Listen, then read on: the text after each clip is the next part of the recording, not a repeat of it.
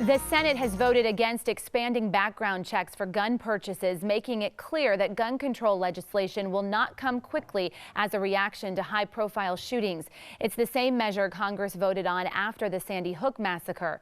One measure would have required background checks on weapons sold online and at gun shows.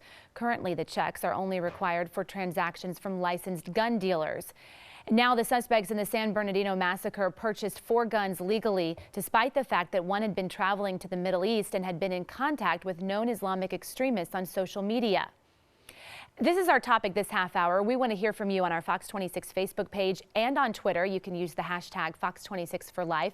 Joining us live in the newsroom is our panel, led by our senior legal analyst Chris Tritico, our news analyst Mustafa Tamiz, and public policy analyst Jackie Bally. Good morning. Is there a law that could have prevented what happened in San Bernardino? Well, there's plenty of laws that we can look at to say this should prevent this. The problem is no matter what law you have, someone who chooses to violate a law is going to violate that law. So the question becomes, if we put reasonable restrictions on the purchase of a firearm, can we slow down these problems from occurring so that law enforcement can catch up? I think that's really where the debate is headed, because I think all of us agree that if someone's going to break the law, they're going to break the law.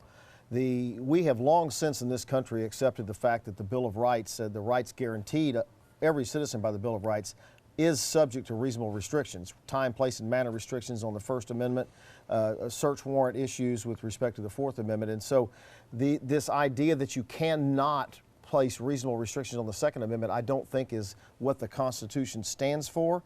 But that's where the fight is, Jackie.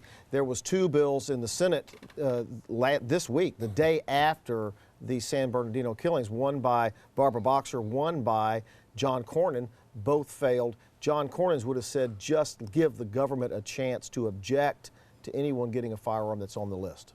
Okay, so we have a mayor in Sugar Land who has been the mayor for 8 years. And prior to that, he was on city council for 9 years. Prior to that, he served in the Navy, spent all of his life in public service. He's on the no-fly list because his name is James Thompson. So the reason why many people... Because the Thompsons are always investigated, I guess.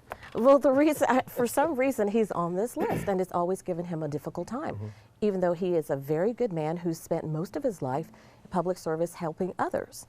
And the fact that the reason why so many people are against that provision is because of people like Mayor James Thompson, who would be unjustly have to go through so many different measures simply because his name is James Thompson. If he wants to purchase a gun or he wants to get a gun, but you put him on this list, that makes it, you're taking away the rights of good people like him, or you're making it more difficult for good people like him.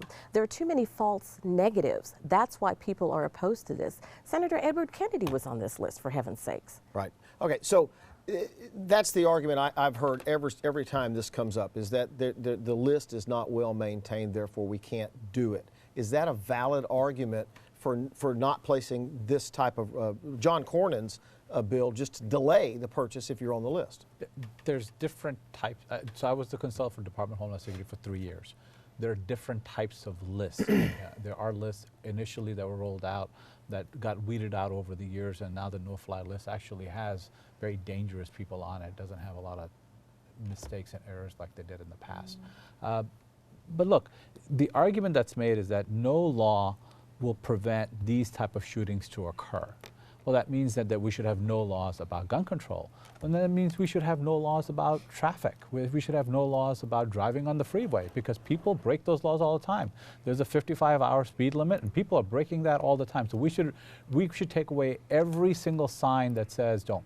You know, sometimes people break the traffic light, so we should just eliminate all traffic signals. That just doesn't make sense. You know, creating parameters in which taking guns away that are high capacity, big magazine guns that have no reason. You don't go hunting with a weapon that can fire, 22 rounds within seconds or within minutes. There's just no such thing. So we have to come to a point where we're having reasonable conversations about this. All right, let me go to Sally. She's monitoring our social media. And we appreciate our viewers weighing in on this. You can do so right now on our Fox 26 Facebook page. Let's go to a comment from Mike. He says, I am not a right-wing gun nut. However, gun control will only keep guns out of law-abiding citizens' hands, not criminals or terrorists. And then Mark, he has a long post, but if you look down in the middle, he says, even with some incentive, only a small number of people will willingly surrender their legally owned firearms. He's talking about the New York Post editorial, its first in 100 years, calling for the end to the gun epidemic that was posted on the New York Times yesterday.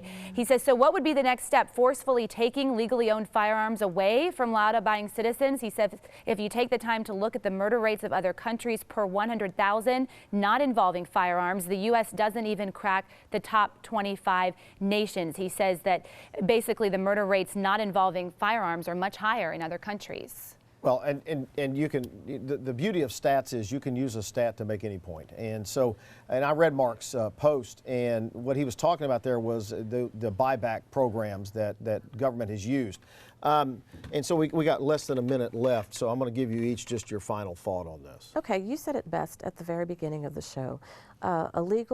Illegal aliens and terrorists are not law-abiding citizens. So when we look at laws to take away or to have gun restrictions, you're really impacting law-abiding citizens like us who want to purchase our guns legally. These laws are not going to impact these people. They're going to do what they're going to do. Mustafa? We can't use sound bites just to keep belaboring the same arguments over and over again. At some point, you know, this is going to have to be dealt with in a reasonable way. No one wants to take there's over 280 million guns in this country. Nobody wants to take all of those away. But we want to create an environment in which we can do a background check for mental illness, which was John Cornyn's original bill in 2002. We want to be able to, you know, get rid of these high capacity magazines and not put them in the hands of kids.